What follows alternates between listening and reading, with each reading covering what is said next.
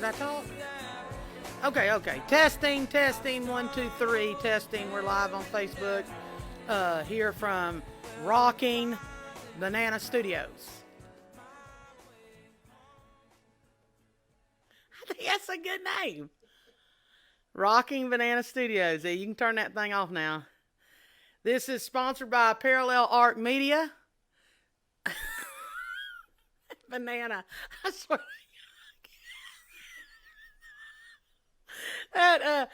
Okay, Parallel Arc Media, which is Michelle Peterson, sponsored by Parallel Arc Media.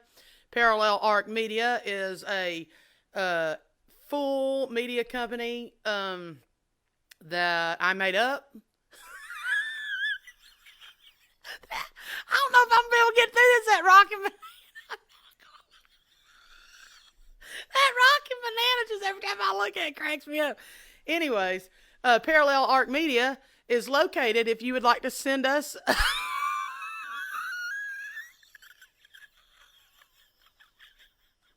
if you'd like to send us a letter the original way in case our digital media goes down, it is 2523 Glass Street, Chattanooga, Tennessee, 37406. So that's 2523 Glass Street, Chattanooga, Tennessee, Parallel Arc Media. And that's totally not a made-up name by me. I'm a cunning linguist, if you need to know. And that used to be the building of the most horrendous KKK in this country, and I bought that from the Chattanooga Neighborhood Enterprises, and I remodeled that building. It's a fantastic building. And this episode is my first episode to I should not. That rocky banana. I don't know how I'm going to get through this. We're going to mark that banana out. The sponsor. Oh, yeah, that's good. Brings up. We are also sponsored by the Chattanooga Bottled Water Appreciation Society. I should have gone to the bathroom before. Anyways, we are sponsored by the Chattanooga Bottled Water Appreciation Society. I'm not going to be able to get through this, man. And we are going to talk about the New England Journal of Health report about the first survivor of this coronavirus. And the coronavirus that he survived, he came in on January the 15th. No, he got sick on January the 15th of 2020, came in on January 20th of 2020. Now, I don't know about you all, but I'm a little bit of a numerologist, so I always like to look and see what the numbers say and tell me to do. The signs, I like to call those the signs. And so I started investigating what was going on with this coronavirus on the basis of how it was going to affect my family.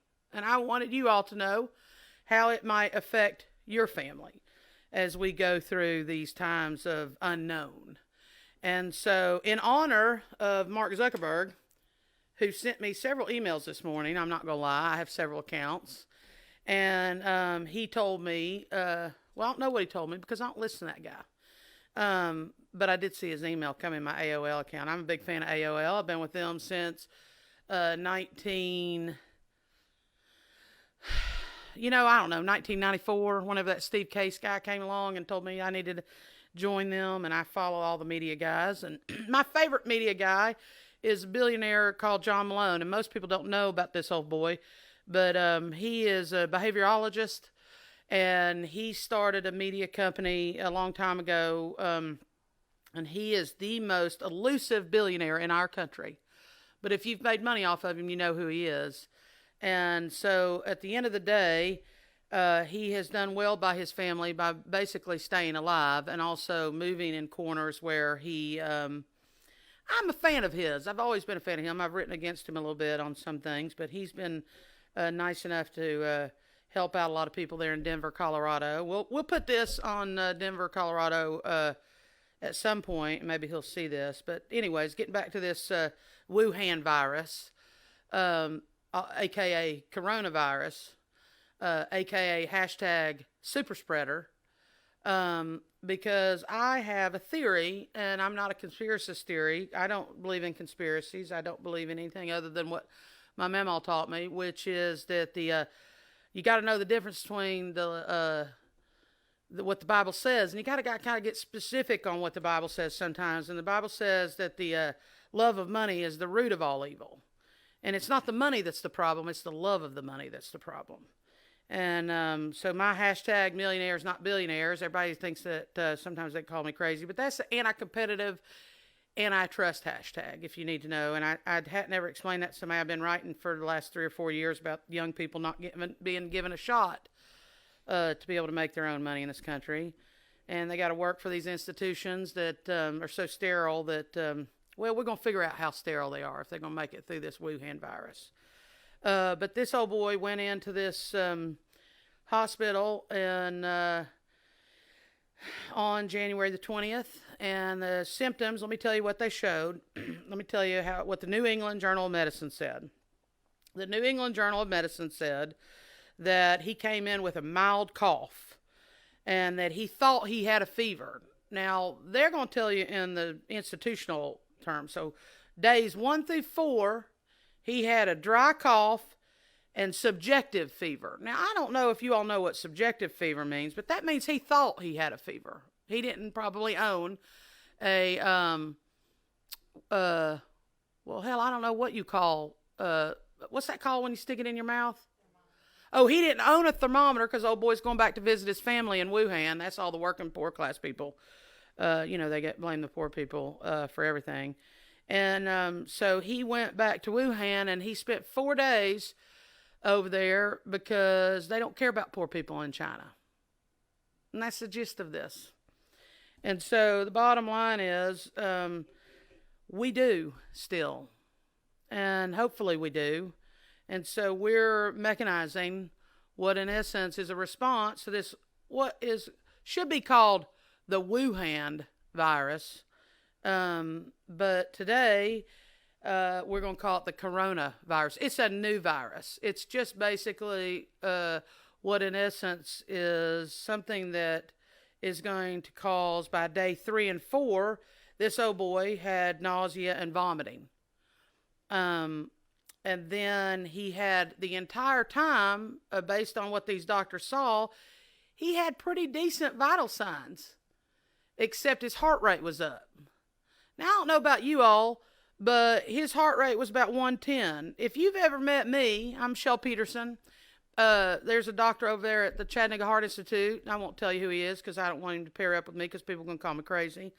But he told me when I got health insurance, because I weighed 400 pounds, and I like to whip people, but I like to give them a little bit of a chance in sports. So I went over and asked him if he would check my heart out, because my grandfather, Cecil Kincaid, who lived in Erwin, Tennessee, who was married to Betty Kincaid, who I just did and designed something in honor of her in Chattanooga called the Betty. They taught me how to read the signs, and my mama taught me too. And so basically, his vital signs were fine, but his heart rate was up. That means he was stressed out. He was stressed out. He didn't know what was going on in his life. And he was just going over to see his family over in Wuhan, and he came back, and basically he had nausea and vomiting, high heart rate, and then he basically stayed in the hospital for a little while, and then he had tachycardia. Is that what it's called?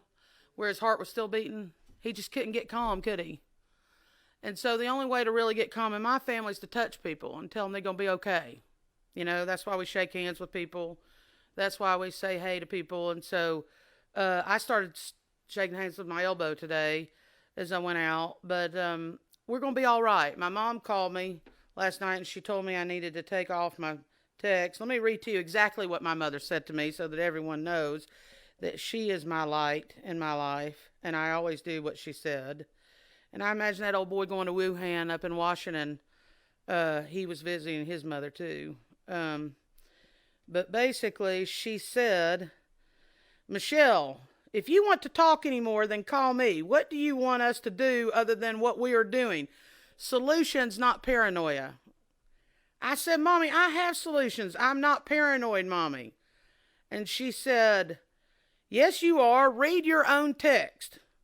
And I said, just because some people have coping skills and some people don't, doesn't mean we don't have solutions. And she said, I'm getting off here now. Everything has a solution. And so now we have a guest in the audience that I'm finally fine looking up at that Rocking Banana. But, oh, God, Rocking Banana. We have Rebecca, who came here today to talk to me about thieves' oil. Now, here's what happened is Rebecca and I just met because she just brought some chili to Rocking Banana Studios. And so, Rebecca, would you come in and talk to me about thieves' oil? Oh, sure. Okay. Do you know anything? Do you want me to take my hoodie off? Does it make you uncomfortable? Not at all. Honey, you be you. Okay. I'm good with that. Okay. Well, it's kind of You see making how me feel prepared I uncomfortable. am? Okay. So tell me real quick, you can go as long as you want because I take as much time as possible. We only got the currency of time. But tell me what you got on thieves' oil. Well, being a massage therapist, I got into essential oils and then found out about this whole thieves' oil, which the small story is back in the 1500s when the plague was going around, there was these 4 guys who were stealing from the dead. And turns out when they got busted that they were spice and perfume merchants. And they couldn't work and make any money because the ports were closed. So what they did was come up with this concoction that was antibacterial, antiviral, antimicrobial, antifungal. They knew all the properties of these things and pretty much bathed themselves in it, wore it on the masks, put it on their ears. These 4 boys. These 4 boys. Okay. Yep. And some of the essential oils do good in a liquid form, and some of them more of a vapor that's kind of surrounds you a little bit and kills the germs before they get to you. So the magistrate said, well, I won't burn you to death if you give me the recipe. I'll be lenient. The magistrate said that. Mm-hmm. Okay. And then so the thieves. The 4 thieves gave the magistrate the recipe, and then he hanged them. Wait, the old boys that made up the thieves' Yep. oil? Yes, because stealing from the dead was punishable by death by burning. Oh. Yeah.